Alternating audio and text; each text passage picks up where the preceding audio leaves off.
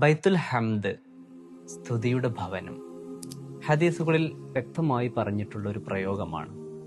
ഒരു ചെറിയ കുഞ്ഞ് മരണപ്പെട്ടാൽ മലക്കുകളെ വിളിച്ച് അള്ളാഹു ചോദിക്കും, നിങ്ങൾ എൻ്റെ അടിമയുടെ ചെറിയ കുട്ടിയെ മരിപ്പിച്ചോ? മലക്കുകൾ പറയും, അതെ.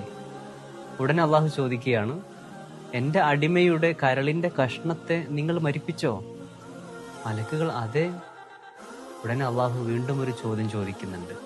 ആ സമയത്ത് എൻ്റെ അടിമ എന്താണ് പറഞ്ഞത്? ഹമിദക് വസ്തർജാ.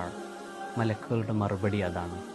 അഥവാ ആ അടിമ അള്ളാഹുവെ സ്തുതിക്കുകയും ഇന്നാ ലില്ലാഹി വ ഇന്നാ ഇലൈഹി റാജിഊൻ എന്ന് പറയുകയും ചെയ്തു. ഉടനെ അള്ളാഹു മലക്കുകളോട് പറയുകയാണ്, നിങ്ങൾ ആ അടിമയ്ക്ക് വേണ്ടി സ്വർഗത്തിൽ ഒരു കൊട്ടാരം പണിയുക, അതിന് ബൈത്തുൽ ഹംദ്, സ്തുതിയുടെ ഭവനം എന്ന് പേരിടുകയും ചെയ്യുക. നമുക്കറിയാം, ചെറിയ കുഞ്ഞ് മരിക്കുക എന്ന് പറഞ്ഞാൽ വളരെയധികം വിഷമകരമായ കാര്യമാണ്. പക്ഷേ അതിൻ്റെ ക്ഷമയ്ക്ക് കിട്ടുന്ന പ്രതിഫലം സ്വർഗത്തിലൊരു കൊട്ടാരമാണ്. ഇംഗ്ലീഷിൽ ഇങ്ങനെ ഒരു മൊഴിയുണ്ട്, the smallest coffins are the heaviest. ഏറ്റവും ചെറിയ മയ്യത്ത് കട്ടിലിനാണ് ഏറ്റവും അധികം ഭാരമുണ്ടാവുക എന്ന്. വലില്ലാഹിൽ ഹംദ്.